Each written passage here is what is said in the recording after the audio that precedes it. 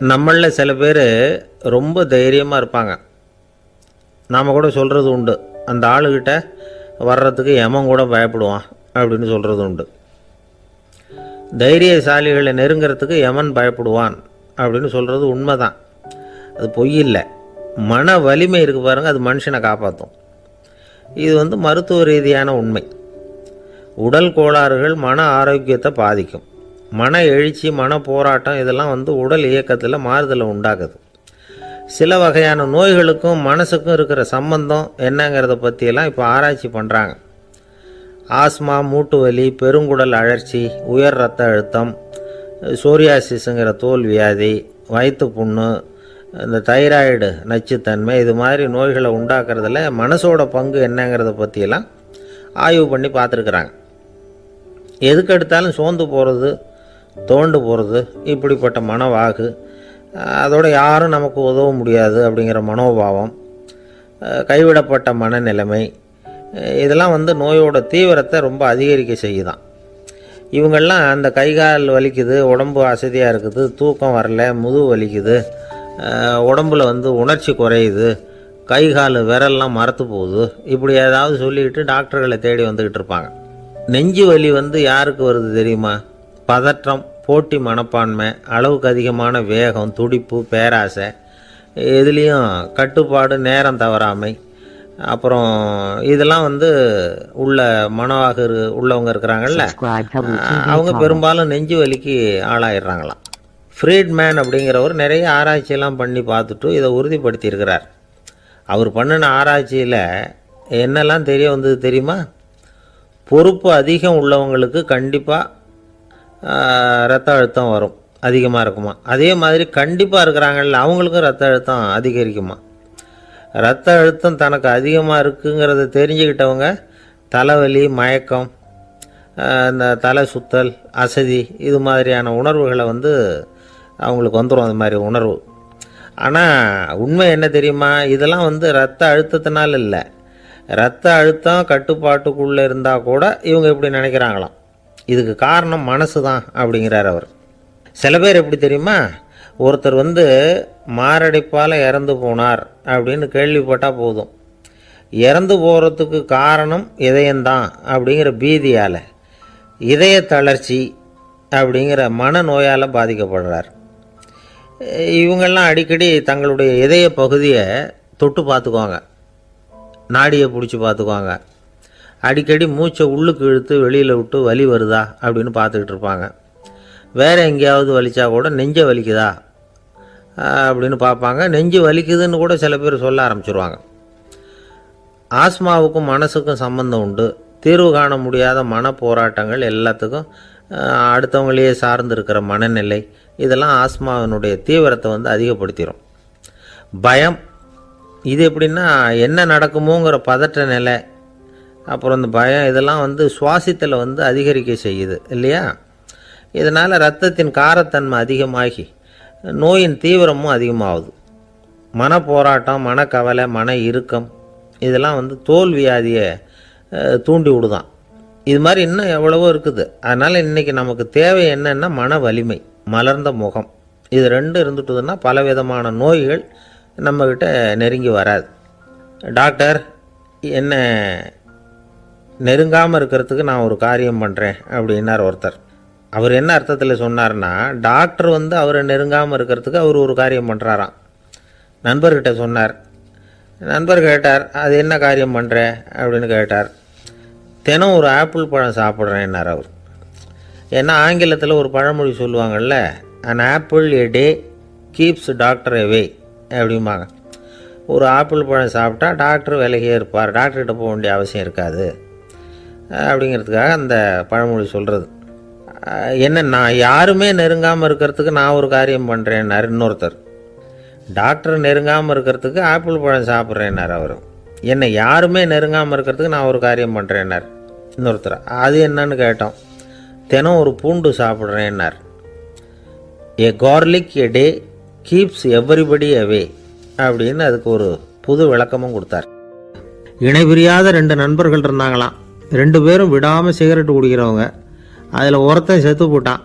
இன்னொருத்தன் அதுக்கப்புறம் 2 சிகரெட்டாக குடிக்க ஆரம்பித்தானா. ஏன் இப்படி பண்ணுறேன்னு கேட்டிருக்காங்க.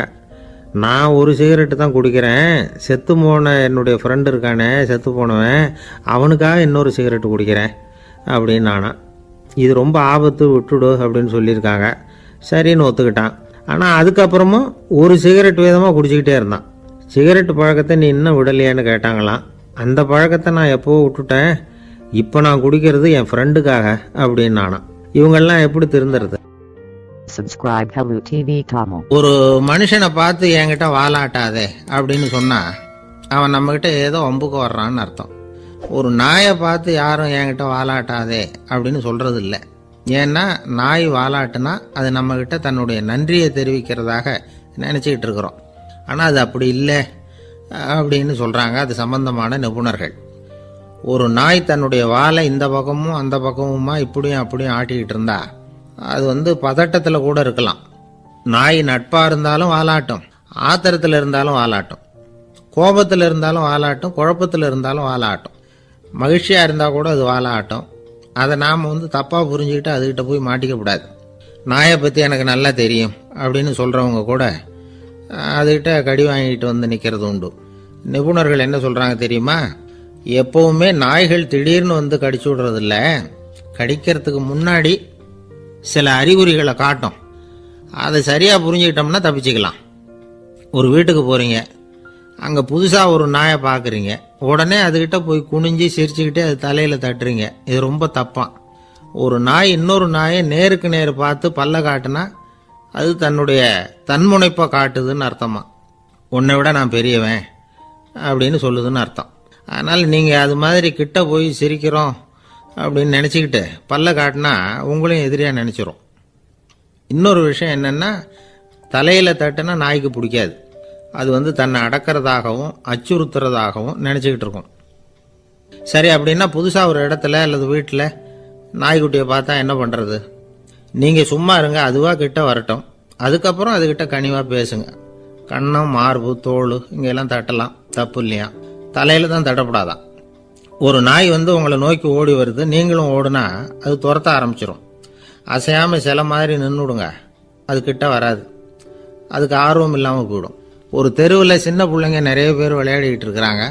அப்போ சில நாய்கள் அங்கே ஓடி வருது. எல்லாரும் ஓடினாங்க. அப்படி ஓடுறப்போ ஒரு பையன் கால் தடிக்க கீழே விழுந்துட்டான். என்னாச்சு தெரியுமா?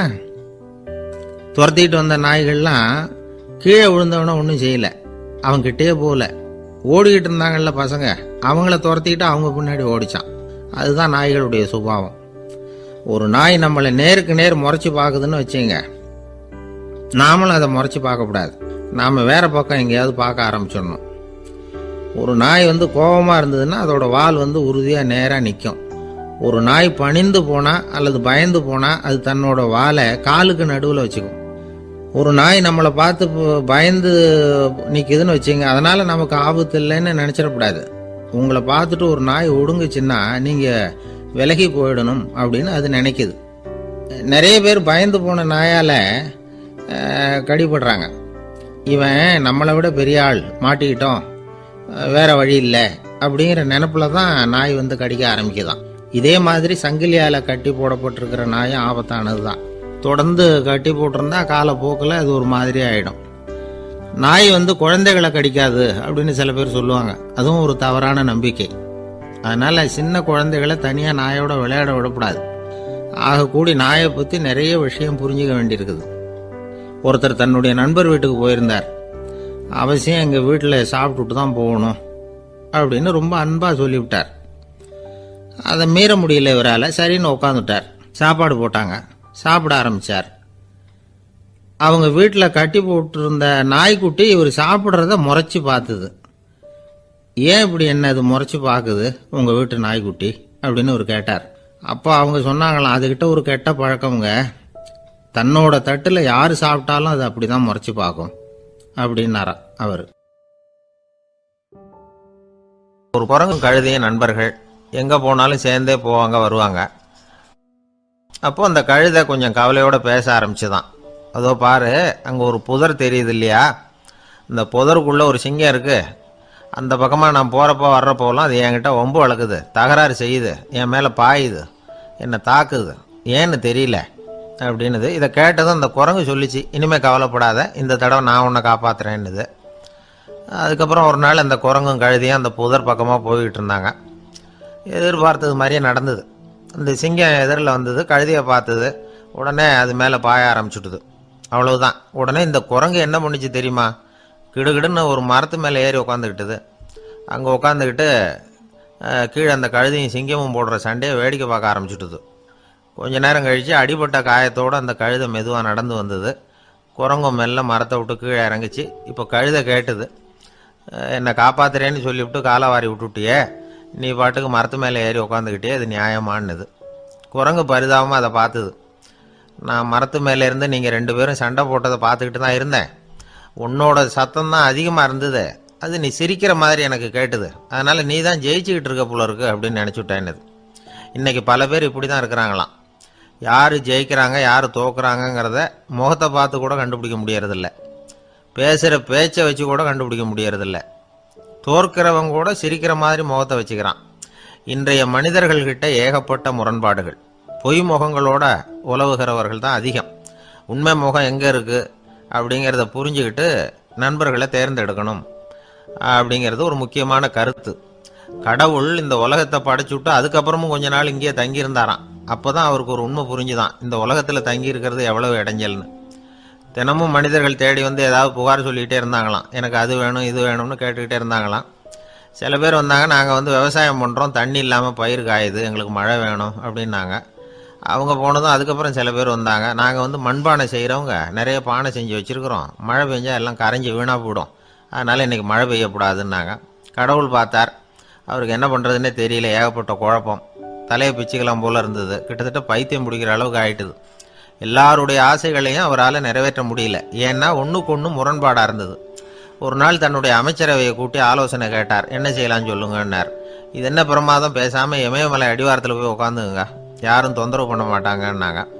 அங்கேயும் மனிதர்கள் வர ஆரம்பிச்சுருவாங்களேன்னார் கடவுள். சரி அப்படின்னா சந்திரனில் போயிருந்துக்கலாமேன்னாங்க. அங்கேயும் மனுஷன் குடி வர போகிறான் அப்படின்னார் கடவுள். வெகு தூரத்துக்கு அப்பால் உள்ள நட்சத்திர மண்டலத்துக்கு போயிடலான்னாங்க. இதெல்லாம் நிரந்தர தீர்வாகாது, நிரந்தரமாக இந்த மனிதனுடைய தொல்லையிலேருந்து நான் விடுபடணும், அதுக்கு ஏதாவது வழி சொல்லுங்கன்னார் கடவுள். ஒரு வயசான ஆள் வந்தார். கடவுளுக்கு காதோட காதாக ஒரு வழியை சொன்னார். கடவுளுக்கு முகம் மலர்ந்தது. அதுதான் சரி, அப்படியே செஞ்சுடலான்னார். அந்த ஆள் சொன்ன ரகசியம் என்ன தெரியுமா? மனிதனால் அடைய முடியாத ஒரு இடம் இருக்குது, அது வேற எங்கேயும் இல்லை, அவனுக்கு உள்ளே இருக்குது, அங்கே போய் மறைஞ்சுங்க, அதுக்கப்புறம் மனிதர்களால் உங்களுக்கு தொந்தரவு இருக்காதுன்னார். மனிதன் நினைக்காத இடம் அதுதான். அதாவது உள்ளுக்குள்ளே இருக்கிற உண்மையை புரிஞ்சிக்காம வெளியில் எங்கேயோ அது இருக்கிறதாக நினச்சி வரட்டிக்கிட்டு அலையிறான் மனுஷன். உள்ளே இருக்கிற உண்மை புரிஞ்சா நாம் தன்னம்பிக்கையோட தலை நிமிர்ந்து வாழலாம். வேடிக்கையாக ஒரு கதை சொல்லுவாங்க, இதை பாருங்கள், நம்ம பையன் எங்கே பணம் வச்சாலும் எடுத்து விடுறான், என்ன பண்ணுறதுன்னாங்க அம்மா. அப்பா கொஞ்சம் நேரம் யோசனை பண்ணார். அதுக்கப்புறம் சொன்னார், அவன் கண்ணில் படாத இடமா, நம்ம வீட்டில் இருக்கிறது ஒரே இடம் தான், அங்கே பணத்தை வை திருட்டு போகாதுன்னார். அது எந்த இடம்னு கேட்டாங்க. அதுதான் அவன் பாட புஸ்தகம், அதில் வச்சிரு, அவன் தொடவே மாட்டான், பாட புத்தகத்தை தொடாமல் பரீட்சையில் வெற்றி பெற முடியாது அப்படிங்கிறத புரிஞ்சுக்கணும். உள்ளே இருக்கிற உண்மையை தொடாமல் வாழ்க்கையில் வெற்றி பெற முடியாது. அதனால் உண்மையை புரிஞ்சுக்கிட்டா வாழ்க்கையில் வெற்றி நிச்சயம்.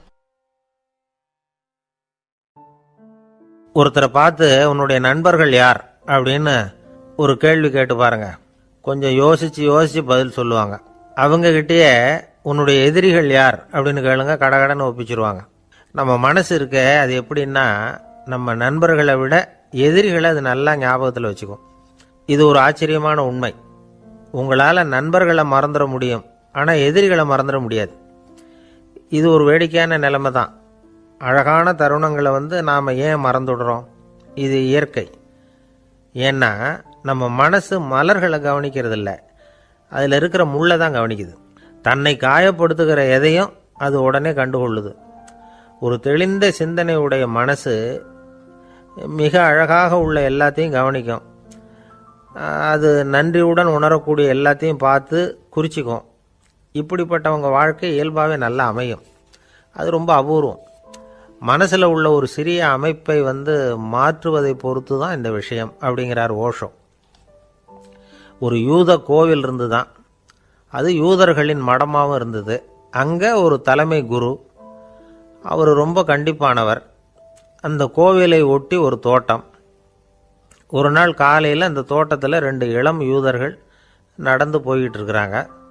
காலையில் 1 மணி நேரம், மாலையில் 1 மணி நேரம் அவங்க அந்த தோட்டத்தில் நடக்கிறதுக்கு அனுமதி உண்டு. மற்ற நேரங்களில் அவங்க மத புத்தகங்களை படிக்கணும், பிற விதிமுறைகளை கடைபிடிக்கணும். அந்த 2 பேருமே தொடர்ந்து புகைப்பிடிக்கிற பழக்கம் உள்ளவங்க. ஆனால் கோவில் மடத்தில் இருக்கிறப்போ அவங்க புகைப்பிடிக்க முடியாது, அது கடுமையான குற்றம். சரி, நாம் தோட்டத்தில் இருக்கிறப்போவாவது புகைப்பிடிக்கலாமா அப்படின்னு ஒரு ஆசை அவங்க 2 பேருக்குமே. இருந்தாலும் பயம். இப்படி கேட்டால் மதகுரு என்ன சொல்லுவாரோ அல்லது என்ன செய்வாரோங்கிற பயம். இப்படியே கொஞ்ச நாள் ஆச்சு. ஒரு நாள் அந்த 2 பேரில் ஒருத்தன் ரொம்ப கலங்கி போய் அந்த கோவிலிருந்து வெளியில் வந்துக்கிட்டு இருந்தான். வந்தவன் நேராக தோட்டத்து பக்கம் போனான். அங்கே இன்னொருத்தன் ஆனந்தமாக புகை பிடிச்சிக்கிட்டு இருக்கிறான். அதை பார்த்ததும் இவனுக்கு அதிர்ச்சி. அட கடவுளே, என்ன இது, நீ கேட்காமலே ஆரம்பிச்சிட்டியா அப்படின்னா. இல்லை இல்லை, நான் கேட்டுவிட்டு தான் ஆரம்பிச்சிருக்கேன்னா அவன். அப்படியா, என்ன மனுஷன் இவர், நானும் தான் கேட்டேன், என்னை கண்ணாபுண்ணான்னு திட்டிவிட்டார். இது என்ன கோவிலா இல்லை நரகமா? உனக்கு புகை பிடிக்கணும்னு ஆசையாக இருந்தால் நரகத்துக்கு போகணும்னு சொல்லிவிட்டார். அது சரி, உன்னை மட்டும் எப்படி அனுமதிச்சார் அப்படின்னு கேட்டான் இவன். அவன் சிரிச்சுக்கிட்டே, நீ எப்படி கேட்ட சொல்லு அப்படின்னா. நாம் இந்த தோட்டத்துக்கு வர அனுமதிக்கப்பட்டிருக்கிறதே ஜபத்துக்காகத்தானே, அதனால் நான் ஜபம் சொல்லும் பொழுது புகை பிடிக்கலாமா அப்படின்னு கேட்டேன். அதுக்கு தான் அவர் சத்தம் போட்டு என்னை அடிக்கவே வந்துட்டார் அப்படின்னா இவன். நீ ஒரு மாதிரியாக கேட்டிருக்க, நான் வேற மாதிரியாக கேட்டிருக்கிறேன். ஜெபம் சொல்லும்போது புகை பிடிக்கலாமான்னு நீ கேட்டிருக்க. ஐயா, புகை பிடிக்கும் பொழுது ஜபிக்கலாமா அப்படின்னு நான் கேட்டேன். அதில் தப்பு ஒன்றும் இல்லை அப்படின்னு பதில் சொல்லிட்டார் அப்படின்னா. ஒரு சிறிய மாற்றம்தான் அது மிகப்பெரிய மாறுதலை ஏற்படுத்தி விட்டது. மனசு நல்ல விதமாக சிந்திக்க ஆரம்பிச்சதுன்னா மகிழ்ச்சிக்கு பஞ்சம் இல்லை. ஒரு கஞ்சன் ஆற்றுல விழுந்துட்டான். வெள்ளத்தில் தத்தளிச்சுக்கிட்டு இருக்கிறான். கரையில் நின்ன ஒருத்தர், உன் கையை கொண்டா இப்படி பிடிச்சி இழுத்து கரையில் சேர்த்து விடுறேன்னார். எதையும் கொடுத்து பழக்கம் இல்லாத அவன் கையையும் கொடுக்க மாட்டேன்னுட்டான். இவர் பார்த்தார். உன் கையை கொடுன்னு சொல்கிறதுக்கு பதிலாக நான் என் கையை கொடுக்குறேன் பிடிச்சிக்கோ அப்படின்னார். அவன் கப்புன்னு பிடிச்சிக்கிட்டான், இழுத்து கரையில் போட்டார்.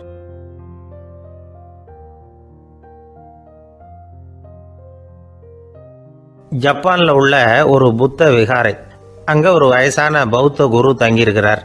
ஒரு நாள் ராத்திரி கடுமையான குளிர், அவரால் தாங்க முடியல. பார்த்தார், மரத்தில் செஞ்ச புத்த சிற்பங்கள் அங்கே நிறைய இருந்தது. அதில் ஒன்றை எடுத்து அதுக்கு தீ மூட்டி அந்த நெருப்பில் குளிர் காஞ்சிக்கிட்டு இருக்கிறார்.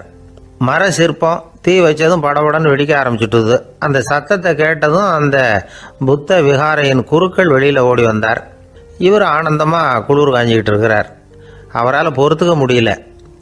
தெருவில் தெரிஞ்சுக்கிட்டு இருந்த அந்த பெரியவரை இங்கே தங்க அனுமதித்ததே அவர் தான். இவர் இப்படி பண்ணுறாருன்னு நினச்சிக்கிட்டே அவரை கோபமாக பார்த்தார். ஏன் இப்படி கோபமாக பார்க்குறீங்க, இப்படி வந்து உட்காருங்க அப்படிங்கிறாரு இவர். அவருக்கு இன்னமும் கோபம் வந்துட்டுது.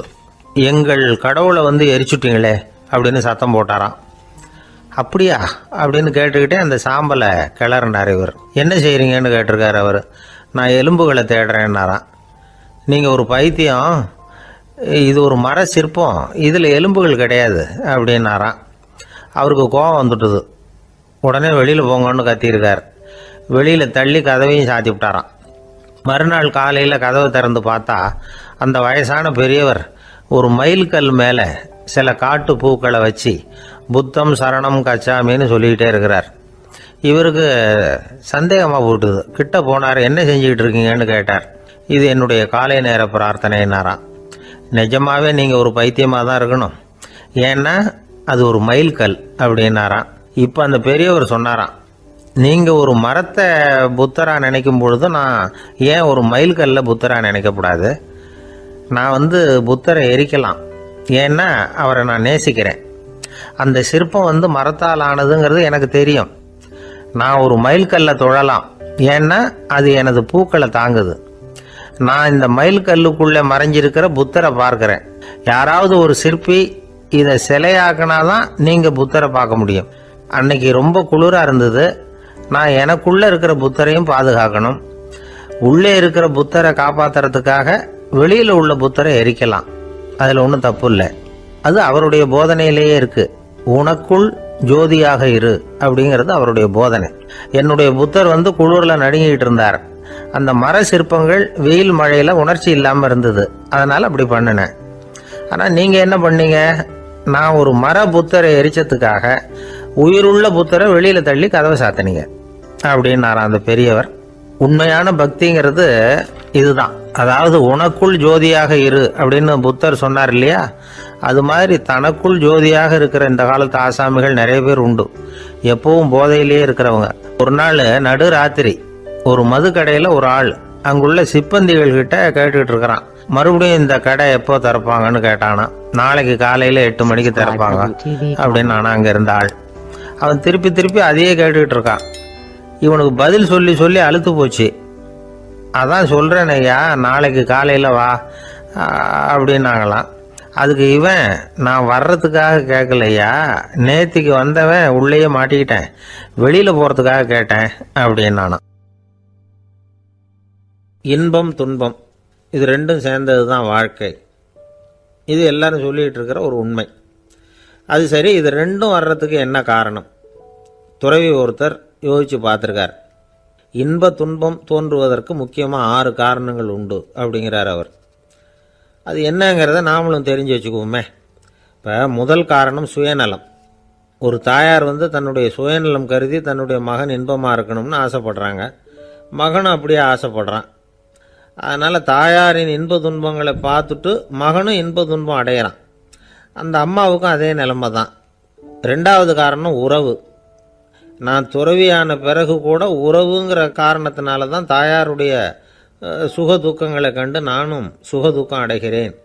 என் தாயாருடைய நிலைமையும் இதுதான் அப்படிங்கிறார் ஒரு துறவி. 3வது காரணம் என்னென்னா அறிமுகம். எனக்கு அறிமுகமான ஒருத்தரை ரயில் நிலையத்தில் சந்திக்கிறேன். அவர் தன்னுடைய பணப்பையை எங்கேயோ தொலைச்சிவிட்டு வருத்தப்பட்டு இருக்கிறார். நானும் வருத்தப்படுறேன். அந்த சமயத்தில் யாரோ ஒருத்தர் இதுதானே அவங்க பணப்பை அப்படின்னு சொல்லி கொண்டாந்து நீட்டுறார். பணப்பையை தொலைச்சவர் சந்தோஷப்படுறார், நானும் சந்தோஷப்படுறேன். இது அந்த துறவி சொல்கிற அனுபவம். 4வது காரணம் என்னென்னா கருணை. எனக்கு முன்னே பின்ன தெரியாத ஒருத்தனை யாரோ ஒருத்தன் அடித்து காயப்படுத்தி போடுறான். கருணை காரணமாக நான் அதுக்காக துக்கப்படுறேன். 5வது காரணம் எதையும் நம்புறது. ஒரு பசுமாட்டை ஒரு முரணை அடிச்சுக்கிட்டு இருக்கிறான் அப்படின்னு ஒருத்தர் வந்து நம்மகிட்ட சொல்கிறாருன்னு வைங்க, உடனே நான் துக்கப்படுறேன். இன்னொருத்தர் வந்து அந்த முரணனை போலீஸ்காரங்க பிடிச்சிட்டு போயிட்டாங்கன்னு சொல்லி சொல்கிறார், நான் உடனே சந்தோஷப்படுறேன். 3வதாக ஒருத்தர் வந்து முதல் 2 பேரும் சொன்னது பொய்யுங்கிறார். அப்போ நான் இன்ப துன்பம் ரெண்டுமே இல்லாமல் நிம்மதியாக இருக்கிறேன். இது ஒரு விதம். அடுத்தது 6வது காரணம் என்னென்னா தன்மயமாகுதல். ஒரு நாவல் படிச்சுக்கிட்டு இருக்கிறோம், அதில் வர்ற பாத்திரங்களோடு நாம் ஒன்றி போயிடுறோம். அதில் வர்ற பாத்திரங்கள் சிரிச்சுதுன்னா நாமளும் சிரிக்கிறோம், அது அழுதுன்னா நாமளும் அழறோம். அதெல்லாம் வந்து அந்த துறவி சொல்கிற அனுபவ உண்மைகள். இன்ப துன்பம் இது ரெண்டும் தோன்றுவதற்கு சுயநலம், உறவு, அறிமுகம், கருணை, எதையும் நம்புறது, தன்மயமாகிறது, இது எல்லாம் தான் முக்கிய காரணம் அப்படின்னு அவர் சொல்கிறார். ஆக கூடி ஒட்டு மொத்தமாக யோசனை பண்ணி பார்த்தா பிற பொருள்கள் மீது பற்றுதல் காரணமாக தான் நாம் வந்து இன்ப துன்பம் அடையிறோம் அப்படிங்கிறத புரிஞ்சிக்க முடியுது. மனுஷன் வந்து இன்ப துன்பம் அடையிறதுக்கு 7வது காரணம் கூட ஒன்று உண்டு அப்படின்னு சொல்லிகிட்டே வந்தார் ஒருத்தர். அது என்ன அப்படின்னு கேட்டோம். அதுதான் சார் இந்த நீங்கள் சொல்லிட்டு வர்ற இன்று ஒரு தகவல்னார். எப்படி சொல்கிறீங்கன்னு கேட்டோம். இன்று ஒரு தகவல் கேட்க ஆரம்பிக்கிறப்போ மனசில் இன்பம், ஆரம்பித்த உடனே இது ஏற்கனவே கேட்ட சமாச்சாரமாச்சே அப்படின்னு நினைக்கிறப்போ துன்பம் அப்படின்னு அதுக்கு ஒரு விளக்கம் கொடுத்தார் அவர். நம்பிக்கை இல்லைன்னா இந்த உலகத்தில் நாம் வந்து நடமாடவே முடியாது. அவநம்பிக்கையோடு இருந்துக்கிட்டு இருந்தால் என்றைக்கும் அவஸ்தை தான். நாம் நம்புறது நடக்குதோ இல்லையோ அது வேறு விஷயம். ஆனால் எதையும் நம்பி தான் நாம் அடி வைக்க வேண்டியிருக்கு. வேறு ஒன்றும் வேணாம், ஒரு லாட்ரி சீட்டு வாங்குகிறோம், அது எங்கே நமக்கு விழப்போகுது அப்படிங்கிற அவநம்பிக்கையோடவா வாங்குகிறோம். பரிசு நமக்கு தான் அப்படிங்கிற நம்பிக்கை உள்ளூர இருக்கிறதுனால தான் அதை வாங்குகிறோம். இருந்தாலும் முடிவு வேறு மாதிரி ஆகிடுது. அதுக்காக மனசு சோர்ந்து போகிறதில்ல, அடுத்த மாதமும் சீட்டு வாங்குகிறோம். இந்த நம்பிக்கை தான் மனித வாழ்க்கைக்கு ஆதாரம். ஒரு கடையில் போய் டீ சாப்பிட்றீங்க, அந்த டீ நல்ல டீ தானா, அதில் விஷம் கலந்துருக்குமா அப்படிங்கிற சந்தேகம் வந்துட்டுதுன்னு வச்சுங்க. அதுக்கப்புறம் அதை எப்படி நீங்கள் சாப்பிட முடியும்? நம்பி தான் சாப்பிட்ணும். ரயில் ஒழுங்காக போய் சேருங்கிற நம்பிக்கை இருக்கிறதுனால தான் அதில் ஏறி உட்காடுறோம். லெட்டர் ஒழுங்காக போய் சேருங்கிற நம்பிக்கை இருக்கிறதுனால தான் பெட்டியில் போடுறோம். சரி, நம்ம கதையெல்லாம் நம்மளோட இருக்கட்டும். மனித நம்பிக்கை எந்த அளவுக்கு உறுதியாகவும் அறிவுபூர்வமாகவும் இருக்கணுங்கிறதுக்கு அலெக்சாண்டர் வாழ்க்கையில் நடந்த ஒரு சம்பவத்தை உதாரணமாக சொல்லலாம். இந்த உலகத்தையே ஜெயிக்கணும்னு புறப்பட்டார் அலெக்சாண்டர். ஒரு கட்டத்தில் அவர் சிட்னஸ் நதி கரைக்கு சேர்ந்தார். அந்த சமயத்தில் அவருக்கு கடுமையான நோய் வந்துட்டுது. அவர் கூடவே வந்திருந்த கிரேக்க வைத்தியர்கள் என்னென்னமோ முயற்சியெல்லாம் பண்ணி பார்த்தாங்க. இருந்தாலும் அலெக்சாண்டருக்கு வந்திருக்கிறது என்ன நோய்ங்கிறத அவங்களால கண்டுபிடிக்க முடியல. ஏன்னா அந்த பகுதியில் உள்ளவங்களுக்கு மட்டுமே அதிகமாக வரக்கூடிய ஒரு வினோதமான நோயாக இருந்தது அது. ஆனால் அவர் இருக்கிற இடம் எதிரியோட இடம், பாரசீக மன்னனோட ஆளுகைக்கு உட்பட்ட இடம். என்ன பண்ணுறது அப்படின்னு எல்லாரும் யோசனை பண்ணாங்க. பாரசீக மன்னனோட அரண்மனையில் இருக்கிற வைத்தியர் வந்தால் இந்த நோயை குணப்படுத்தி விடுவார் அப்படின்னு சொன்னாங்க. இருந்தாலும் எதிரியோட நாட்டில் இருக்கிற வைத்தியரை கூப்பிட்டு எப்படி நம்பி வைத்தியம் பார்க்க சொல்கிறது அப்படின்னு சொல்லி எல்லோரும் தயங்கினாங்க. ஆனால் அலெக்சாண்டர் தயங்கலை. பரவாயில்ல, அழைச்சிட்டு வாங்கன்னு விட்டார். உடனே அவரை போய் அழைச்சிட்டு வந்துட்டாங்க. அவர் வந்தார். அலெக்சாண்டர் உடம்பை பரிசோதனை பண்ணி பார்த்தார். சரி, இதை குணப்படுத்தி விடலாம், பயப்பட வேண்டியதில்லை. ஆனால் இதுக்கு ஒரு மூலிகை ரசம் தயார் பண்ணி கொடுக்கணும். நான் போய் அதை தயார் பண்ணிவிட்டு 2 நாளில் திரும்பி வந்துடுறேன் அப்படின்னு சொல்லிவிட்டு போனார் அந்த வைத்தியர். அதே மாதிரி 2 நாளில் திரும்பி வந்தார் மூலிகை ரசத்தோட. இதுக்கு இடையில் அலெக்சாண்டரோட தளபதிகளில் ஒருத்தர் ரகசியமாக ஒரு எச்சரிக்கை கடிதம் கொடுத்து அனுப்பியிருக்கிறான். அதை வாங்கி என்ன விஷயம்னு பார்த்தார்.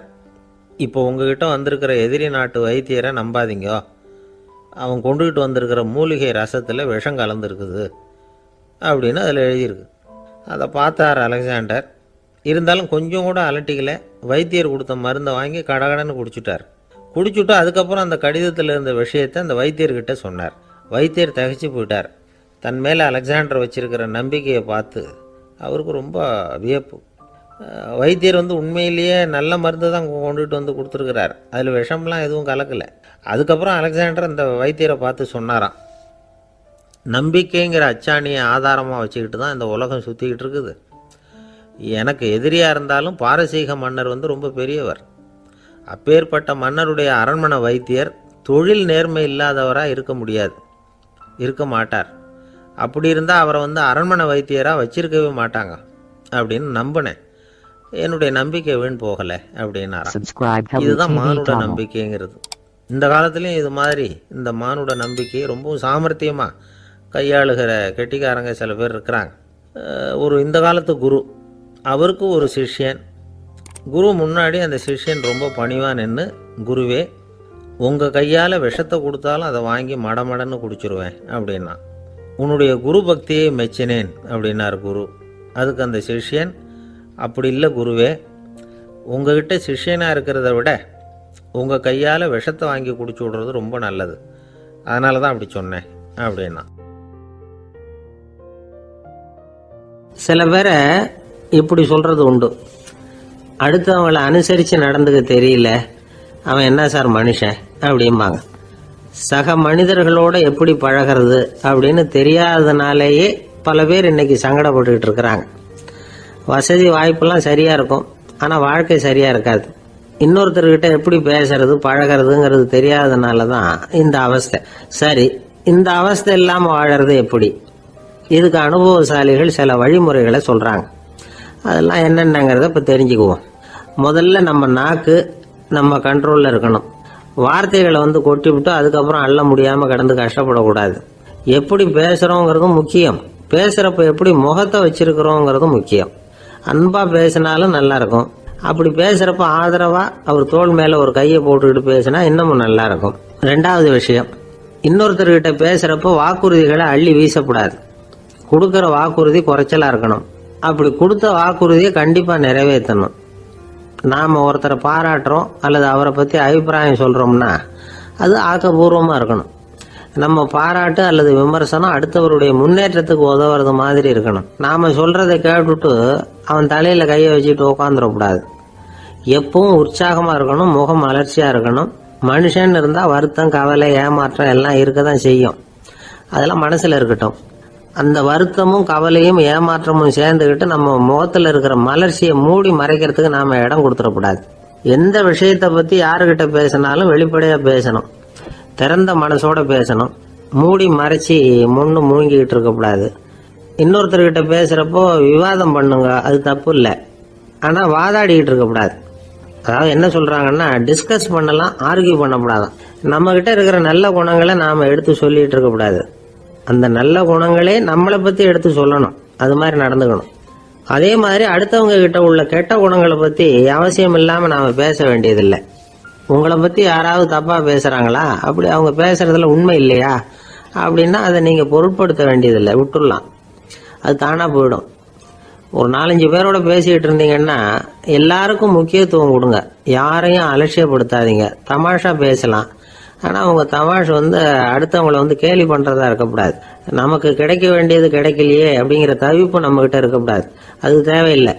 உங்கள் செயல்பாடுகள் தெளிவாக இருக்கட்டும். பாராட்டு தானாக அவங்கள தேடிட்டு வரும். இன்னொரு மனுஷனுடைய மனசில் கௌரவமான ஒரு இடத்த பிடிக்கணும்னா நாம் இந்த குணத்தை எல்லாம் நம்மக்கிட்ட வளர்த்துக்கணும். இதெல்லாம் அனுபவசாலிகள் சொல்லியிருக்கிற குறிப்புகள். இந்த குறிப்புகளை சரியாக புரிஞ்சுக்கணும். அது முக்கியம். தப்பாக புரிஞ்சுக்கிட்டா என்ன ஆகும் தெரியுமா? இதை கேளுங்க. ஒருத்தர் வந்தார். சார், அடுத்தவங்க தோள் மேலே கையை போட்டுக்கிட்டு அன்பாக பேசணும்னு சொன்னீங்க. அப்படிதான் பேசினேன். அவரு முதுக கூட தட்டி கொடுத்தேன். என் வேலை போயிட்டுது சார், வீட்டுக்கு அனுப்பிச்சிட்டாங்க அப்படின்னார். யாருக்கிட்ட அப்படி பேசுனீங்கன்னு கேட்டோம். என் முதலாளி கிட்ட சார் அப்படிங்கிறார் ரொம்ப சோகமா. இந்த உலகத்துல உண்மையாவே வேதாந்தம் பேசுறவங்களும் உண்டு.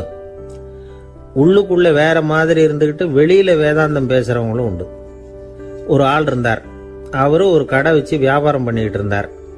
மகா கஞ்சன். யாருக்கும் எந்த உதவியும் செய்ய மாட்டார். எச்சில் கையென்ன ஈர கையை கூட உதற மாட்டார். அப்படிப்பட்ட மனுஷன். அந்த ஊருக்கு ஒரு முனிவர் வந்துகிட்டு இருந்தார். வருஷத்துக்கு ஒரு தடவை வருவார். ஒரு நாள் 2 நாள் இருப்பார், அப்புறம் போயிடுவார். அந்த முனிவர் வர்றப்போலாம் இந்த ஆள் எழுந்திரிச்சு ஓடி போய் அவரை வரவேற்பான்.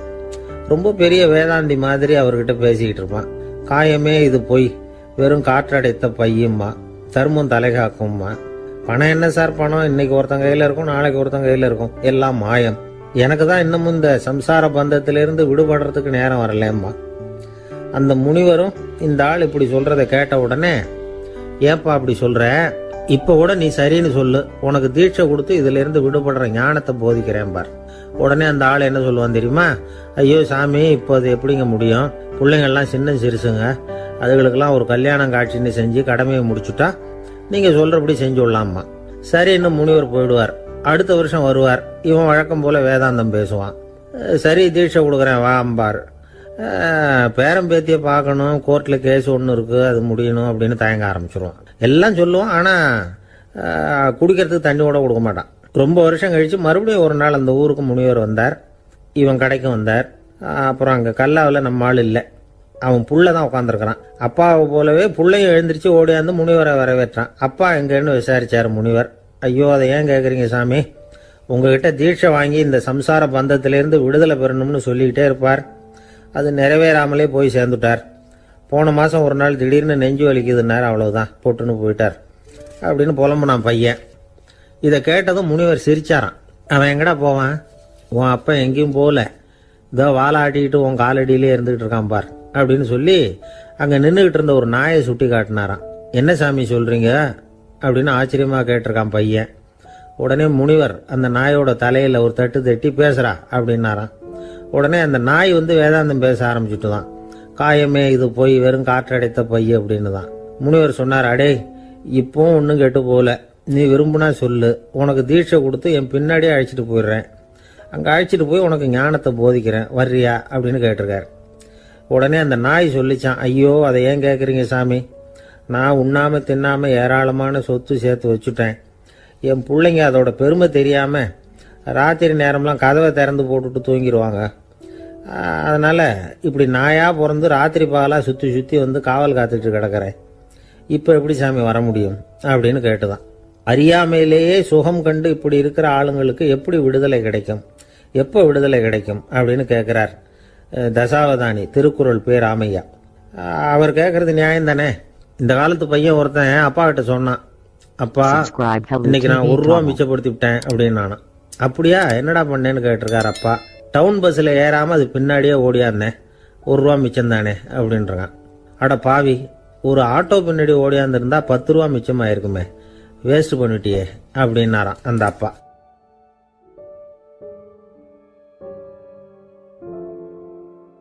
ஒரு தடவை நாரதர் ஒரு தெரு வழியாக போய்கிட்டு இருந்தார். வழியில் ஒருத்தர் வேத சாஸ்திரம்லாம் படிச்சுக்கிட்டு உட்காந்துருந்தார். அவர் நாரதரை பார்த்து எங்கே போயிட்டுருக்குறீங்கன்னு கேட்டார். கடவுளை பார்த்துட்டு வரலாம்னு போயிட்டுருக்கிறேன் அப்படின்னார் நாரதர். அப்படின்னா அவர்கிட்ட எனக்கு எப்போ முக்தி கிடைக்கும்னு கேட்டுட்டு வாங்களேன் அப்படின்னார் இவர். சரி கேட்டு வரேன் அப்படின்னு சொல்லிவிட்டு நாரதர் நடந்தார். கொஞ்சம் தூரத்தில் ஒரு மரத்தடியில் ஒரு தொழிலாளி செருப்பு தைச்சிக்கிட்டு உட்காந்துருந்தார். அந்த ஆளும் அதே மாதிரி கேட்டுக்கிட்டார். எனக்கு எப்போ முக்தி கிடைக்கும்னு கடவுள்கிட்ட கேட்டுக்கிட்டு வாங்களேன்னார். அவர்கிட்டையும் சரின்னு சொல்லிவிட்டு நாரதர் நேராக வைகுண்டத்துக்கு வந்து சேர்ந்தார். கடவுளை பார்த்தார். இவங்க 2 பேரும் சொல்லி அனுப்பின விஷயத்தை பற்றி கேட்டார். அதுக்கு கடவுள் சொன்னார், அந்த செருப்பு தைக்கிற தொழிலாளி உடல் நீத்ததும் உடனே என்னை வந்து அடைவான். ஆனால் அந்த சாஸ்திரம் படித்த ஆள் இப்போதைக்கு என்கிட்ட வந்து சேர மாட்டான். அவன் இன்னமும் பல பிறவிகள் எடுத்து அங்கேயே இருக்க வேண்டியிருக்குது. எப்போ இங்கே வந்து சேருவான்னு எனக்கே தெரியாது அப்படின்னார். நாரதருக்கு இதோட ரகசியம் என்னங்கிறது புரியல. எனக்கு ஒன்றும் புரியலையேன்னாரான் கடவுள்கிட்ட. சீக்கிரம் புரிஞ்சுக்குவேன், நீ திரும்பி போகிறப்போ நான் இங்கே வைகுண்டத்தில் என்ன செஞ்சுக்கிட்டு இருக்கேன்னு கேட்டால், ஒரு ஊசியின் துவாரத்தில் ஒரு யானையை கோத்துக்கிட்டு இருக்கிறேன்னு அவங்கக்கிட்ட சொல்லு அப்படின்னார் கடவுள் சிரிச்சுக்கிட்டே. நாரதர் பூமிக்கு திரும்பினார். கடவுளை பார்த்தீங்களா, எப்படி இருக்கார் அப்படின்னு விசாரித்தார் வேத சாஸ்திரம் படித்தவர். ஓ பகவானா, அவர் யானையை ஊசியின் காதில் நுழைச்சிக்கிட்டு இருக்கிறார் பார்த்தேன்னார் நாரதர். ஊசி காதில் யானையா, அது எப்படி முடியும்? நீங்கள் சொல்கிறத நான் நம்ப மாட்டேன்னு விட்டார் அவர். சரி, இந்த ஆளுக்கு இறைவன் பேரில் நம்பிக்கை இல்லை அப்படிங்கிறத நாரதர் புரிஞ்சுக்கிட்டார். அடுத்தபடியாக அந்த தொழிலாளி இருந்த இடத்துக்கு போனார். இறைவனை பார்த்தீங்களான்னு கேட்டார் அவர். பார்த்தேன், ஒரு ஊசி துவாரத்தில் யானையை கோத்துக்கிட்டு இருந்தார் அப்படின்னு சொல்லிவிட்டு நாரதர் அந்த ஆள் முகத்தை கவனித்தார். அந்த தொழிலாளி இதை கேட்டுட்டு கொஞ்சம் கூட ஆச்சரியப்படலை. அவரால் முடியாத காரியம் கூட உண்டானார். என்ன இப்படி சொல்கிற, ஊசியின் துவாரத்தில் யானையை கோக்க முடியும்னு நீ நம்புறியா அப்படின்னு கேட்டார் நாரதர். நிச்சயமாக நம்புகிறேன்னார் அவர். அது எப்படி அப்படின்னு கேட்டார் இவர். இதை பாருங்கள், நான் இந்த ஆலமரத்தடியில் தான் தினமும் உட்காந்துருக்கிறேன். தினமும் இந்த மரத்திலிருந்து எவ்வளவோ பழம் கீழே விழுது. இந்த பழத்தில் இருக்கிற ஒவ்வொரு விதையிலேயும் உள்ள ஒரு ஆலமரம் இருக்குது. ஒரு சின்ன விதைக்குள்ள ஒரு பெரிய ஆலமரம் இருக்க முடியுங்கிறப்ப ஊசி துவாரத்தில் கடவுள் யானையை நுழைய வச்சாருங்கிறத ஒத்துக்கிறதுல என்ன கஷ்டம் இருக்குது அப்படின்னு ரொம்ப சர்வசாதாரணமாக பதில் சொன்னாராம் அந்த தொழிலாளி. நாரதர் யோசனை பண்ணார். இந்த தொழிலாளி வேத சாஸ்திரங்களையெல்லாம் படிக்கலைன்னா கூட அறிவுபூர்வமாக சிந்திச்சு இறைவனை நம்புகிறான். அதனால தான் கடவுள் இந்த ஆளுக்கு சீக்கிரம் முக்தி கிடைக்கும்னு சொன்னார் அப்படிங்கிறத புரிஞ்சுக்கிட்டாராம். இந்த கதையில் வர்ற கடவுள், நாரதர், வைகுண்டம் இதெல்லாம் ஒரு பக்கம் இருக்கட்டும், ஒரு சின்ன விதைக்குள்ளே ஒரு பெரிய ஆலமரம் தூங்கிக்கிட்டு இருக்கு அப்படிங்கிற உண்மை, அந்தரத்தில் 1000 கிரகங்கள் சுற்றிக்கிட்டு இருக்குங்கிற உண்மை, இதெல்லாம் நாம் பார்த்துக்கிட்டு தானே இருக்கிறோம். இந்த உண்மைகள் அதிசயமாக நமக்கு தெரியறதுனால அதை நம்பாமல் இருந்துட முடியாது. இயற்கையை பரிபூர்ணமாக நம்புங்கள், அந்த நம்பிக்கையே நம்ம வாழ்க்கைக்கு ஆதாரம் அப்படிங்கிறத விளக்கறதுக்காக தான் இந்த கதை. இந்த காலத்தில் நம்ம பிள்ளைங்களுக்கெல்லாம் இது மாதிரி நம்பிக்கை அதிகமாகவே இருக்குது. ஒரு நாள் ஒரு சின்ன பையன்கிட்ட கேட்டேன், ஏன்பா கடவுள் ஒரு பானைக்குள்ளே ஒரு யானையை நுழைய வச்சுட்டாருன்னு சொன்னால் அதை நீ நம்புவியா அப்படின்னு கேட்டோம். நம்புவேன் சார், அது ஒன்றும் பெரிய அதிசயம் இல்லைன்னா. எப்படிறான்னு கேட்டோம். எப்படின்னா அந்த பானை அந்த யானையை விட பெருசாக இருந்திருக்கும், அவ்வளவுதான் அப்படின்னு சொல்கிறான். பக்தின்னு சொல்கிறோம் இல்லையா, அது 3 வகைப்படும் அப்படிங்கிறார் ஒரு பெரியவர். அது என்ன 3 வகைன்னா, தெய்வ பக்தி, அடியார்கள் பக்தி, குரு பக்தி. அடியார் பக்தியை விட தெய்வ பக்தியை விட குரு பக்தி தான் ரொம்பவும் சிறந்ததுங்கிறார் அவர். தெய்வத்துக்கிட்ட செஞ்ச பாவம் குருநாதர்கிட்ட தீர்ந்துருமா, குருநாதர்கிட்ட செஞ்ச பாவம் தெய்வத்துக்கிட்ட போனாலும் தீராதான். இப்படி பெரியவங்களாம் சொல்லி வச்சுருக்கிறாங்க. ஒரு காடு, அங்கே அயோத தௌமியர் அப்படின்னு ஒரு தபோதனர், அவர் பல மாணவர்களை ஒன்றா சேர்த்து ஒரு குருகுலம் நடத்திக்கிட்டு இருக்கிறார். பல தரப்பட்டவங்க பல திறப்பட்டவங்க மாணவர்கள் அதில் சேர்ந்து படிச்சுக்கிட்டு இருக்கிறாங்க. பாஞ்சால ராஜகுமாரன் ஒருத்தனும் அந்த குருகுலத்தில் சேர்ந்து படிச்சுக்கிட்டு இருக்கிறான். அவன் பேர் ஆருணி. பெரிய இடத்து புள்ள, இருந்தாலும் படுப்பில் ரொம்ப கெட்டிக்காரனாக இருந்தான். அவன் தான் அங்கே முதல் மாணவன். ஒரு நாள் குருநாதர் அந்த அரசகுமாரனை கூப்பிட்டார்.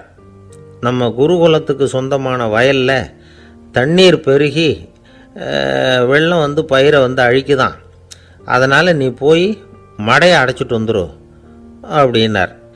அந்த அரசகுமாரன் உடனே புறப்பட்டான். குருநாதர் சொல்லிட்டார்ல, உடனே புறப்பட்டான்.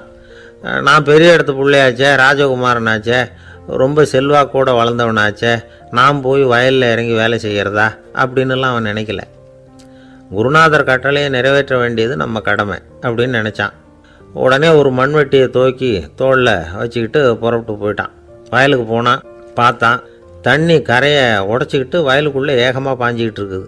இவன் மண்வெட்டியால் களிமண்ணை புல்லோடு சேர்த்து புல் பத்த மாதிரி வெட்டி வெட்டி போட்டான். இருந்தாலும் மடையை அடைக்க முடியல. தண்ணி அதை மீறி வந்துக்கிட்டே இருக்குது. தண்ணி வேகமாக வயலுக்குள்ளே போய்கிட்டே இருக்குது. போடுற பத்தையெல்லாம் கரைஞ்சி கரைஞ்சி போயிட்டுருக்கு. இருந்தாலும் இவன் தன்னுடைய முயற்சியை கைவிடலை. வெட்டி வெட்டி போட்டுக்கிட்டே இருக்கிறான். காலையில் அங்கே போனவன் சாயந்தரம் வரைக்கும் இப்படி செஞ்சுக்கிட்டு இருக்கிறான். உடம்பும் மனசும் ரொம்பவும் சோர்ந்து போச்சு. இருந்தாலும் குருநாதர் இட்ட கட்டளையை நிறைவேற்றாமல் இருக்கிறோமேங்கிற ஒரு குறை அவனுக்கு இருக்குது. குரு கட்டளையை நிறைவேற்றாத நான் இன்னமும் இருக்கணுமா அப்படின்னு யோசனை பண்ண ஆரம்பிச்சிட்டான். என்ன செய்யலாம்னு பார்த்தான். நம்ம குருநாதர் இட்ட பணிக்காக இந்த உடம்பையே தியாகம் பண்ணலாம் அப்படின்னு முடிவு பண்ணான். தண்ணி பாயுதில் அதுக்கு குறுக்க விழுந்து அப்படியே மடையை அடைச்சிக்கிட்டு அப்படியே படுத்துட்டான். இது மற்றவங்களுக்கு தெரியாது. அன்னைக்கு ராத்திரி ஒரு விளக்கு முன்னாடி உட்காந்து குருநாதர் பிள்ளைங்களுக்கு பாடம் சொல்லி கொடுத்துக்கிட்டு இருக்கிறார். முதல் வரிசையில் இருக்கக்கூடிய ராஜகுமாரனை காணலை. நம்ம ஆருணி எங்கே போனா அப்படின்னு சொல்லி மற்ற மாணவர்களை விசாரித்தார். இப்போ அவங்க சொன்னாங்க, சுவாமி அவன் காலையில் வயலுக்கு மடையை அடைக்கிறதுக்காக போனான், நீங்கள் தான் போக சொன்னீங்க, இன்னும் திரும்பி வரல அப்படின்னு அவர் பையன். குருநாதர் உடனே ஒரு தீவெட்டி எடுத்துக்கிட்டு மாணவர்களை அழைச்சிக்கிட்டு வயலுக்கு போனார். அங்கே போய் பார்த்தா ஆளை காணும். ஆருணி ஆருணின்னு சொல்லி சத்தம் போட்டு கூப்பிட்டு பார்க்குறார். நான் இங்கே இருக்கேன் குருநாதா அப்படின்னு காலுக்கு அடியிலேருந்து ஒரு சத்தம் வருது. குனிஞ்சு பார்த்தா அவன் மடையில் படுத்துருக்குறான். என்னப்பா இதுன்னார். காலையிலேருந்து இந்த மடையை அடைச்சி பார்த்தேன் சுவாமி, முடியல, அதனால் இப்படி குறுக்க படுத்துட்டேன்.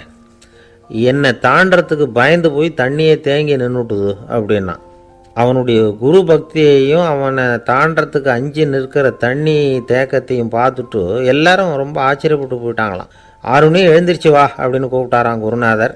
அவன் தண்ணீரை பொழந்துக்கிட்டு எழுந்திரிச்சு வந்தானான். அதனால் அவனுக்கு உத்தாலகன் அப்படின்னு ஒரு பேர். உத்தாலகன்னா தண்ணீரை பிளந்தவன் அர்த்தம். அந்த உத்தாலகன் மாதிரி இந்த காலத்து மாணவர்களுக்கும் குரு பக்தி வேணும் அப்படின்னு சொன்னோம் ஒரு பள்ளிக்கூடத்தில். உடனே நிறைய மாணவர்கள் எழுந்திரிச்சு நின்னாங்க. சார், நீங்கள் எங்களை இன்னமும் சரியாக புரிஞ்சுக்கலன்னு நினைக்கிறோம். அன்னைக்காவது ஒருத்தன் அப்படி இருந்தான், இன்னைக்கு ஏகப்பட்ட உத்தாலகர்கள் இருக்கிறோம். எங்கள் வாத்தியார் கட்டளை இட்டால் இப்போவே அது மாதிரி வயலுக்கு போய் மடையில் குறுக்கப்படுத்துக்கிறதுக்கு இந்த வகுப்பில் உள்ள அத்தனை பேரும் தயாராக இருக்கிறோம் அப்படின்னாங்க. அப்படியா அப்படின்னு சொல்லி கேட்டோம் ரொம்ப சந்தோஷமாக. ஒருத்தன் ரொம்ப அடக்கமாக எழுந்திரிச்சான். அப்புறம் சொன்னான், ஆமாம் சார், வகுப்பில் இவர் நடத்துகிற பாடத்தை கேட்டுக்கிட்டு இருக்கிறத விட பேசாமல் போய் மடையில் படுத்துடுறது ஒன்றும் கஷ்டமான காரியமாக இருக்காது, அதனால தான் எல்லாரும் அங்கே போகிறேன்னு சொல்கிறோம் அப்படிங்கிறான். ஒரு ஊரில் ஒரு ஞானி இருக்கிறார். ரொம்ப பெரிய ஞானி, ரொம்ப வயசாயிட்டுது. கடைசி காலத்தில் அவர்கிட்ட சில பேர் வந்தாங்க. உங்கள் குரு யார் அப்படின்னு கேட்டாங்க. அவர் நிமிர்ந்து பார்த்தார். எனக்கு ஆயிரக்கணக்கான குருமார்கள் உண்டு, அவங்க பேரெல்லாம் சொல்லணும்னா இந்த காலம் பத்தாது, ஆனால் முக்கியமான ஒரு 3 பேரை பற்றி மட்டும் உங்களுக்கு சொல்கிறேன் அப்படின்னாராம். அப்புறம் சொன்னார், அந்த 3 பேரில் ஒருத்தன் ஒரு திருடன். ஒரு சமயம் ஒரு பாலைவனம் வழியாக நான் போய்கிட்டு இருந்தேன். அப்போது வழி தவறி போய் ஒரு கிராமத்துக்கு போயிட்டேன். அது இருட்டு நேரம், நடு ராத்திரி, ஊரே உறங்கி போச்சு. அந்த நேரத்தில் ஒரு ஆள் மட்டும் ஒரு வீட்டு சுவத்தில் ஏதோ பண்ணி உள்ளே நுழையிறதுக்கு முயற்சி பண்ணிகிட்டு இருக்கிறான். அவங்கிட்ட போய் நான் இன்னைக்கு இங்கே எங்கே தங்க முடியும் அப்படின்னு கேட்டேன். அதுக்கு அவன், இந்த ராத்திரி வேளையில் அது ரொம்ப சிரமம், ஒரு திருடனோட உங்களால் தங்க முடியும்னா நீங்கள் என்னோட தங்கலாம் அப்படின்னா. நான் அவங்க கூட 1 மாதம் தங்கியிருந்தேன். ஒவ்வொரு நாள் ராத்திரியும் இப்போ நான் என்னுடைய வேலைக்கு போகிறேன், நீங்கள் ஓய்வு எடுத்துக்கோங்க அப்படின்னு சொல்லிவிட்டு போவான். அவன் திரும்பி வந்த உடனே உனக்கு ஏதாவது கிடைச்சிதான்னு நான் கேட்பேன். அதுக்கு அவன், இன்னைக்கு ராத்திரி ஒன்றும் இல்லை, நாளைக்கு மறுபடியும் முயற்சி பண்ணுவேன் அப்படின்பா. எப்பவும் அவன் நம்பிக்கை இழந்ததே கிடையாது, எப்பவும் சந்தோஷமாகவே இருப்பான். நானும் ரொம்ப காலமாக தியானம் பண்ணிக்கிட்டே இருந்தேன். ஒன்றுமே நடக்கலை. ஆனால் நான் என்ன பண்ணேன் தெரியுமா? மனசு வருத்தப்படும், நம்பிக்கை இழந்துருவேன். அப்போல்லாம் அந்த திருடனுடைய விடாமுயற்சி தான் ஞாபகத்துக்கு வரும். அதனால் அந்த திருடன் எனக்கு ஒரு குரு. என்னுடைய 2வது குரு யாருன்னா அது ஒரு நாய். இது எப்படின்னா, ஒரு சமயம் எனக்கு ரொம்ப தாகமாக இருந்தது. ஒரு நதியை நோக்கி போய்கிட்டு இருந்தேன். அப்போ ஒரு நாயும் வந்தது. அதுக்கும் தாகம். ஓடி வந்து ஆற்றை பார்த்தது. அதோட நிழல் வந்து ஆற்றுல தெரிஞ்சது. அதை பார்த்ததும் பயந்துட்டுது. அதாவது அது தன்னுடைய சொந்த உருவத்தையே கண்டு பயந்தது. அதை பார்த்து குறைக்குது, திரும்பி ஓடிச்சு. ஆனால் அதுக்கு தாகம் அதிகமாக இருந்ததுனால அது மறுபடியும் திரும்பி வந்தது. பார்த்தா மறுபடியும் தண்ணியில் நாயோட உருவம் தெரியுது. இப்படி சில தடவை பண்ணிச்சு. இருந்தாலும் கடைசியில் தண்ணியில் குதிச்சுட்டுது துணிஞ்சி. இப்படி குதித்த உடனே அதோட உருவமும் மறைஞ்சுட்டுது. இதை பார்த்தேன். நான் என்ன புரிஞ்சுக்கிட்டேன்னா, எவ்வளவுதான் பயம் இருந்தால் கூட ஒருத்தன் தைரியமாக காரியத்தில் இறங்கணும் அப்படிங்கிறத புரிஞ்சுக்கிட்டேன். இந்த போதனை அந்த நாய்கிட்ட இருந்து எனக்கு கிடைச்சிது. இது ஒன்று. அடுத்தது என்னுடைய 3வது குரு யாருன்னா அது ஒரு சின்ன குழந்தை. நான் ஒரு சமயம் ஒரு நகரத்துக்கு போனேன். அங்கே ஒரு குழந்தை எரிகிற மெழுகுவத்தி ஒன்று எடுத்துக்கிட்டு வந்தது. நான் அந்த குழந்தைய பார்த்து வேடிக்கையாக கேட்டேன், ஏன் பாப்பா இந்த மெழுகுவத்தியை நீயாவே கொளுத்துனியா அப்படின்னு கேட்டேன். ஆமான்னுது அந்த குழந்தை. சரி, இந்த மெழுகுவத்தி முன்னாடி எரியாமல் இருந்தது, இப்போ எரியுது. இந்த மெழுகுவத்திக்கு வெளிச்சம் எங்கேருந்து வந்தது, அதை எனக்கு காட்ட முடியுமா அப்படின்னு கேட்டேன் அந்த குழந்தைகிட்ட. இதுக்கு அந்த குழந்தை சிரிச்சுக்கிட்டு அந்த மெழுகுவத்தியை ஊதி அணைச்சுட்டுது. அதுக்கப்புறம் என்னை பார்த்து கேட்டுது, இப்போ இந்த மெழுகுவத்தியின் வெளிச்சம் போனதை பார்த்தீங்க இல்லையா, அது எங்கே போச்சுன்னு எனக்கு சொல்லுங்க அப்படின்னுது. அந்த குழந்தை இப்படி கேட்டதும் என்கிட்ட இருந்த ஆணவம் அழிஞ்சுட்டுது. நான் படித்ததெல்லாம் அந்த வினாடியில் சுக்கு நூறாக போயிட்டுது. என்னுடைய முட்டாள்தனத்தை நான் உணர்ந்தேன் அப்படின்னு இவ்வளவும் அந்த ஞானி விவரமாக சொன்னாராம். அதனால் நாம் இன்னார்கிட்ட இருந்து தான் இதை கற்றுக்கணுங்கிறது இல்லை, யாருக்கிட்ட இருந்தும் எதையும் கற்றுக்கலாம். நம்மால் ஒருத்தன் ஒரு நாய் வளர்த்துக்கிட்டு இருந்தான். அந்த நாய்க்கு வால் கிடையாது. யாரோ ஏற்கனவே வெட்டி எடுத்துட்டாங்க. இந்த நாய் தான் சார் எனக்கு குரு, அதுகிட்டே இருந்து கூட நான் பாடம் கற்றுக்கிட்டு இருக்கிறேன் அப்படின்னா. அப்படி என்ன கற்றுக்கிட்டேன் இந்த வால் இல்லாத நாய்கிட்டே இருந்து அப்படின்னு கேட்டோம். நாம் யாருக்கிட்டையும் வாலாட்டக்கூடாது அப்படிங்கிற பாடத்தை அதுகிட்டே இருந்து தான் நான் கற்றுக்கிட்டேன் அப்படின்னா. ஒரு ஊரில் ஒரு துறவி இருந்தார், புத்த சமய துறவி. அந்த ஊர் மன்னன் அவரை பற்றி கேள்விப்பட்டிருக்கான். ஒரு நாள் புறப்பட்டு போனான். துறவியின் பாதங்களை தொட்டு வணங்கினான். அதுக்கப்புறம் சொன்னான், ஐயா, நான் உங்களை அரண்மனைக்கு அழைச்சிட்டு போகிறதுக்காக வந்திருக்கிறேன். இனிமேல் நீங்கள் இங்கே எதுக்கு இருக்கணும் அப்படின்னானா. அவன் மனசுக்குள்ளே என்ன நினைப்புன்னா, இவர் எங்கே வர போகிறாரு, நான் ரொம்ப எளிமையானவன், எனக்கு எதுக்கு அரண்மனை வாசம்னு சொல்லி விடுவார் அப்படின்னு நினச்சிருக்கான். ஆனால் அந்த துறவி என்ன பண்ணார் தெரியுமா? அப்படியா, சரி போகலாம், வா, போய் உன் ரதத்தை கொண்டுட்டு வா, அரண்மனைக்கு போகும்பொழுது அதுக்கு தகுந்த மாதிரி ஆடம்பரமாக போகணும் அப்படின்னு விட்டாரான். துறவி இப்படி சொன்னதும் அந்த மன்னனுக்கு மனசுக்குள்ள சந்தேகம் வந்துட்டுது.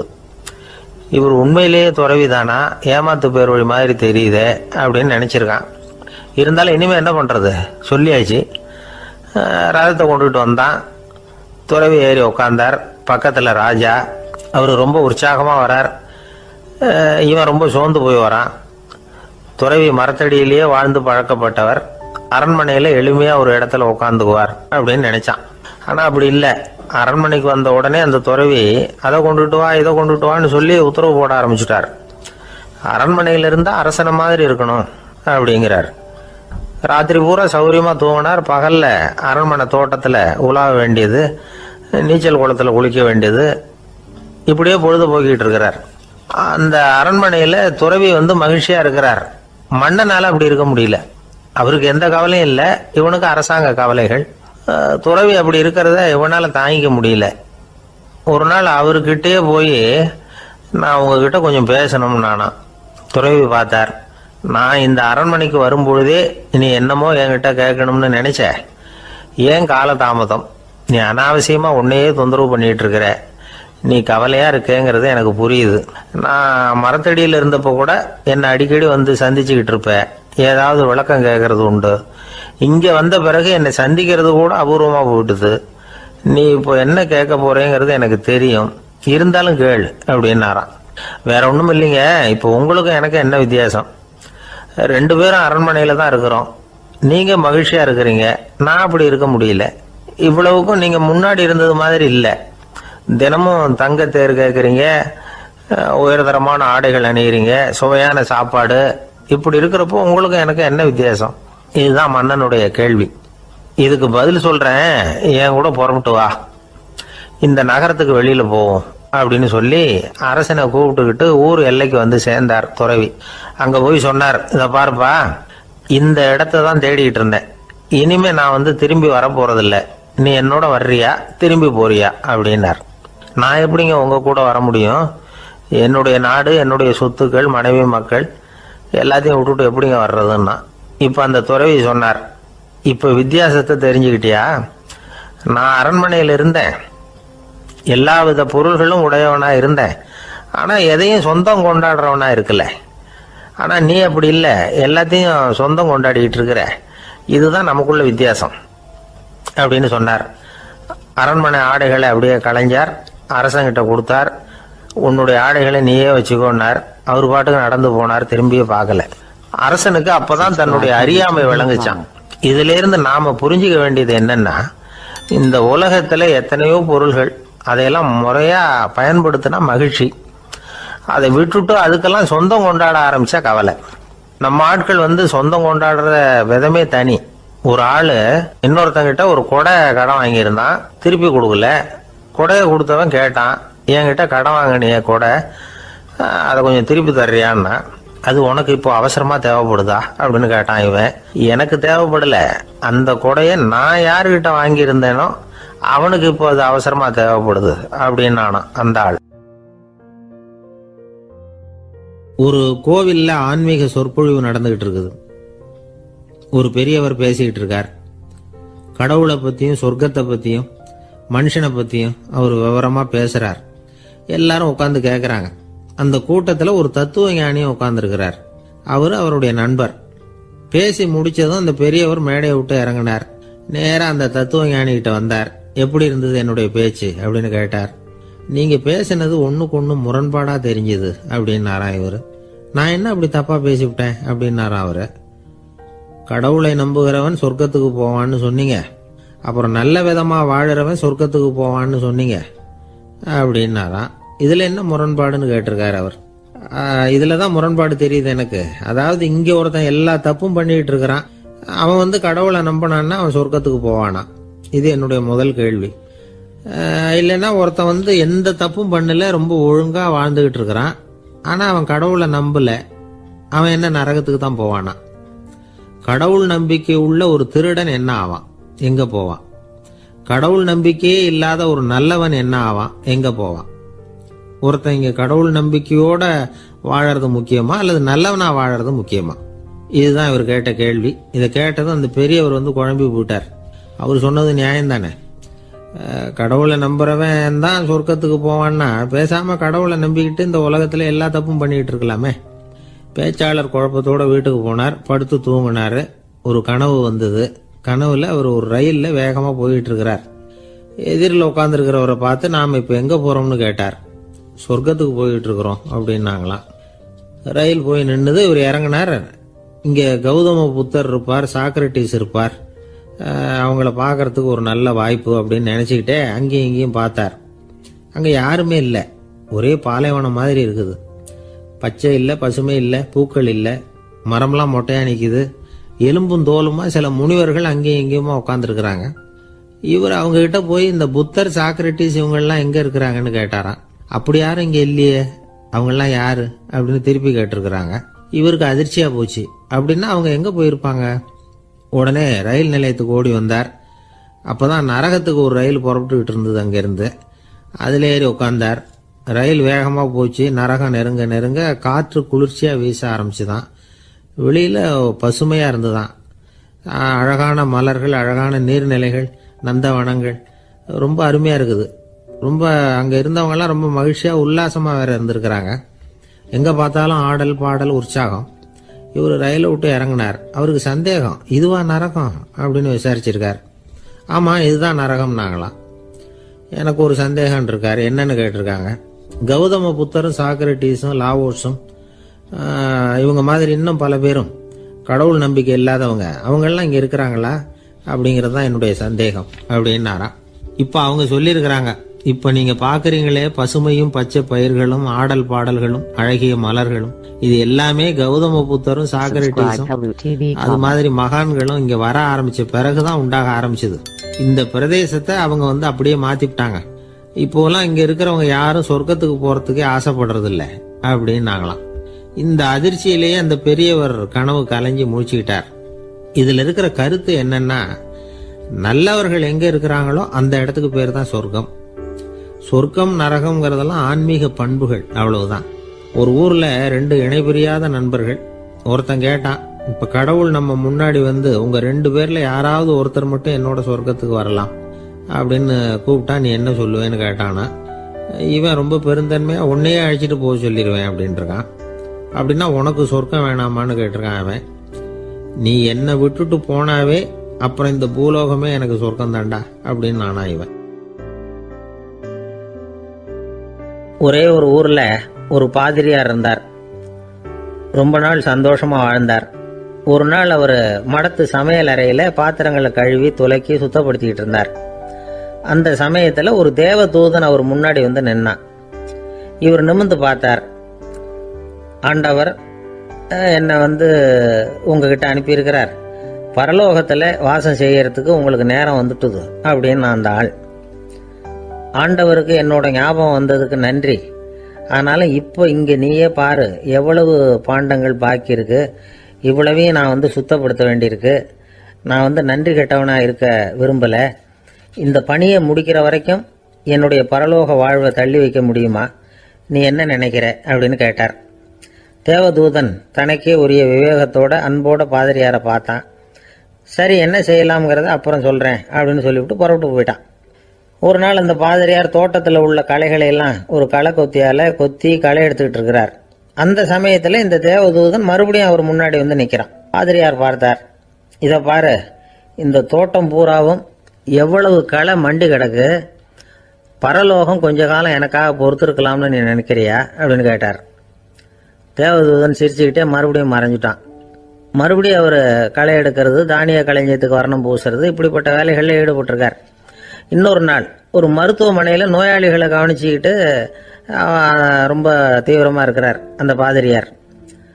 ஒரு நோயாளியோட தாகத்துக்கு தண்ணீர் கொடுத்துட்டு நிமிர்ந்து பார்க்குறப்போ தேவதூதன் மறுபடியும் அவர் முன்னாடி நிற்கிறான்.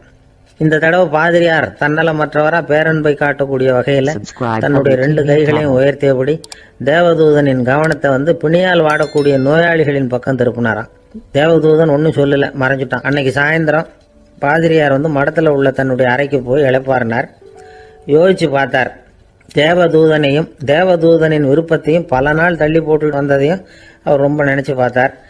திடீர்னு தான் முதுமை அடைகிறதையும் சோர்வு அடைகிறதையும் உணர்ந்தார். ஆண்டவரை நினைச்சார். ஆண்டவரே, உம்முடைய தூதனை மறுபடியும் என்கிட்ட அனுப்புனா நான் சந்திக்கிறதுக்கு ஆவலாக இருக்கேன் அப்படின்னு சொல்கிறப்பவே தேவதூதன் பக்கத்தில் நின்னான். பாதிரியார் நிமிர்ந்து பார்த்தார். நீ இப்போவே என்னை அழைச்சிக்கிட்டு போக விரும்பினா நான் பரலோகத்துக்கு வர்றதுக்கு தயாராக இருக்கேன்னார். தேவதூதன் அந்த பாதிரியாரை அன்போடவும் விவேகத்தோடவும் பார்த்து, நீங்கள் என் கூட பரலோகத்துக்கு வர்ற தயாராக இருக்கிறதா சொல்கிறீங்க, ஆனால் நீங்கள் இது வரைக்கும் வேற எங்கே இருந்ததா நினைக்கிறீங்க அப்படின்னானா. அப்படின்னா இது வரைக்கும் இருந்த இடம் தான் பரலோகம் அப்படிங்கிறத உணர்த்தியிருக்கிறான். பரலோகம்னா என்னன்னு புரிஞ்சுக்கிறதுக்கு இந்த சம்பவம் நமக்கு உதவியாக இருக்குது. தொண்டு செய்கிறத விட பெரிய செயல் வேற எதுவும் இருக்க முடியாது. அது நம்ம மனசுக்கு கொடுக்குற சுகத்தை வேற எதுவும் கொடுக்க முடியாது. நாம் தொண்டு செய்கிற இடம் தான் அந்த புண்ணிய இடம். ஆனால் இந்த காலத்துல எல்லாம் நாம் தொண்டு செய்யணும்னு நினச்சி ஏதாவது ஆரம்பித்தா கூட அதை ஒரு மாதிரியாக சுற்றி நின்று வேடிக்கை பார்க்க ஆரம்பிச்சிடுறாங்க. ஒரு பெரியவர் அப்படித்தான் ஒரு தொண்டு செஞ்சுக்கிட்டு இருந்தார். ஒரு கோவில் கட்டிக்கிட்டு இருந்தாங்க. அதில் ஒரு இடத்துல ஒரு பலகையை வச்சு ஆணி அடிக்கிற வேலையை செஞ்சுக்கிட்டு இருந்தார் அந்த பெரியவர். ஒரு சின்ன பையன் அதை ரொம்ப ஊக்கமாக அக்கறையாக கவனிச்சுக்கிட்டு இருந்தான். பெரியவர் இதை கவனித்தார். என்னப்பா பார்க்குற, உனக்கும் இது மாதிரி தொண்டு செய்யணும்னு ஆசையாக இருக்கா அப்படின்னு கேட்டார். அதுக்கு அந்த பையன் சொல்கிறான், அப்படி இல்லைங்க, நீங்கள் ஆணி அடிக்கிறப்போ கையில் சுத்தியால் அடிச்சுக்கிட்டா எப்படி துடிப்பீங்க, எப்படி கத்துவீங்கன்னு தெரிஞ்சுக்கிறதுக்காக அதை பார்க்கணும்னு ஆசை, அதுக்காக தான் காத்துக்கிட்டு இருக்கேன் அப்படின்னு. ஒரு ஊரில் ஒரு மன்னர் இருந்தார். அந்த ஊரில் அடிக்கடி சேவல் சண்டை நடக்கிறது வழக்கம். அரண்மனையில் ஒரு ஆள் இருந்தான். மன்னருக்காக அவன் ஒரு சேவல் வாங்கிட்டு வந்தான். சண்டை போடுறதுக்காக அந்த சேவலை தயார் பண்ணிட்டு இருந்தான். கொஞ்ச நாள் ஆச்சு. மன்னர் அந்த ஆளை கூப்பிட்டார். என்னப்பா சேவல் தயாராகிட்டுதா அப்படின்னு கேட்டார். இன்னும் அது தயாராகல மன்னா, இன்னும் வளரல, அதுக்கான தகுதி இன்னும் அதுக்கு வரல அப்படின்னா. எதனால் அப்படி சொல்கிறேன்னாரு. கோபம் ரொம்ப கடுமையாக இருக்குது அப்படின்னா. சரி அப்படின்னு விட்டுட்டார். மறுபடியும் கொஞ்ச நாள் ஆச்சு. இப்போ எப்படி நிலைமை, சேவல் தயாரா அப்படின்னார். இன்னும் இல்லை அரசே, மற்ற சேவல் எங்கேயாவது கூவுற சத்தம் கேட்டால் உடனே இது பரபரப்பாயிடுது. பக்கத்தில் ஒரு சேவலின் நிழலை கண்டா கூட இது பரபரப்பாயிடுது அப்படின்னா. சரி இன்னும் கொஞ்ச நாள் ஆகட்டும்னு விட்டுட்டார். கொஞ்ச நாள் ஆச்சு. இப்போ மறுபடியும் விசாரித்தார். இன்னும் நம்ம சேவலுக்கு அந்த தகுதி வரலமன்னா, போராட்ட உணர்வு அதுக்கு இன்னும் இருந்துக்கிட்டு தான் இருக்குது. உள்ளே மெதுவாக தான் எரிய ஆரம்பிச்சிருக்குது போராட்ட உணர்வு. அப்படி இருக்கக்கூடாது, அது பற்றி எரிய வேண்டாமா அப்படின்னா. இன்னும் கொஞ்ச நாள் ஆச்சு. இப்போ எப்படின்னு கேட்டார். இப்போ அவன் சொன்னான், மன்னா கிட்டத்தட்ட அது போருக்கு தயாராகிட்டுது அப்படின்னு நினைக்கிறேன்னா. எதனால் அப்படி சொல்கிற அப்படின்னு கேட்டார். மற்ற சேவலின் குரலை கேட்டால் அது அசைகிறதே இல்லை, ஒரு பொம்மை மாதிரி ஆயிடுது. அதுக்கு உள்ள ஒரு நுட்பமான விழிப்புணர்வு வந்துட்டுது. அதனால் அது அமைதியாக இருக்குது, மௌனமாக இருக்குது. இனிமேல் அதுக்கு இணையான சேவலே கிடையாது. வெற்றி பெற அது போராட வேண்டிய அவசியமே இல்லை. அதை பார்த்த உடனே எதிரி சேவல்கள் பயந்துட்டு ஓடி போடும் அப்படின்னு சொன்னானான். அந்த சேவலை வளர்த்தவர் சி சிங் சு அப்படின்னு பேர். இந்த சுசுகி சொன்ன கதையும் அது. ஞானிகள் என்ன சொல்கிறாங்க தெரியுமா? அந்த சேவலின் ரகசியத்தை நீயும் கற்றுக்கொள், நீ அப்படி ஆயிடு, சண்டை போடாமலே வெற்றிகள் பெறுகிற நுட்பத்தை புரிந்துகொள். இதுதான் ஞானிகள் உபதேசம். ஒரு குரு கிட்ட ஒருத்தன் போயிருக்கிறான். எனக்கு சண்டை போட கற்றுக் கொடுங்கன்னா.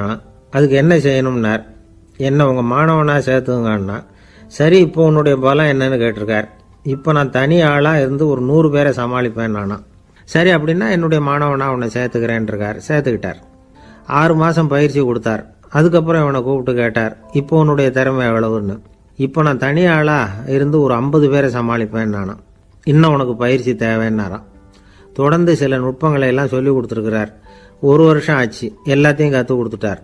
அப்புறம் கூப்பிட்டு கேட்டார், இப்போ உன்னுடைய திறமை எப்படிப்பா, எதிரிகள் எத்தனை பேரை உன்னால் சமாளிக்க முடியும்னாராம். அவன் சொன்னான், ஐயா எதிரிகளின் பலம் என்னங்கிறத புரிஞ்சிக்காம அதை நான் சொல்ல முடியாதுன்னு நானும். இனிமேல் உனக்கு பயிற்சி தேவையில்லை, போயிட்டு வான்னு அனுப்பி வச்சுட்டாரான். ஒரு உண்மையை நாம் புரிஞ்சுக்கணும். அதாவது அடிக்கிறதுக்கு நமக்கு துணிச்சல் தேவையில்லை, அடிக்காமல் இருக்கிறதுக்கு தான் துணிச்சல் தேவை. அடித்தா திருப்பி அடிக்கிறவன் மன உறுதி உள்ளவன் இல்லை. அடித்தா திருப்பி அடிக்காமல் இருக்கிறான் பாருங்க, அவன் தான் மன உறுதி உள்ளவன். ஒருத்தன் தலை தெறிக்க வேகமாக ஓடிக்கிட்டு இருந்தானா. எங்கடா ஓடுற அப்படின்னா, எதுக்க வந்தவன்.